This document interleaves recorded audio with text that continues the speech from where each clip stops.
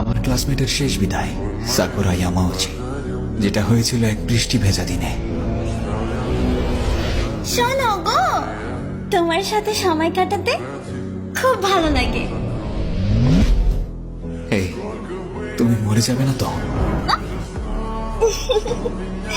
মারা তো যেতেই হবে, সেটা আমি হোক বা তুমি। তুমি বুঝছো না। এখন যদি তুমি আমার পাকস্থলীর দিক থেকে বলো, তাহলে আমি মারা যাব। এভাবে বলো না। আমাকে দেখে হয়তো তোমার মনে হয় না, তবে তোমাকে নিয়ে আমার চিন্তা হয় তুমি চাও যে আমি বেঁচে থাকি? অনেক বেশি। আমি না ভাবতাম কেউ আমাকে নিয়ে কেয়ার করার মতো ভাগ্যবতী আমি নই।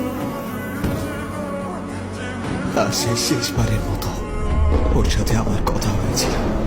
যখন আমি মারা যাব, তোমায় আমি জানাবো। আজকের সংবাদ, স্থানীয় একটি হাই স্কুল পড়ুয়া ছাত্রী সাকুরা ইয়ামাউচি, বয়স 17, ছুরিকাঘাত অবস্থায় রাস্তায় মৃত পাওয়া গেছে।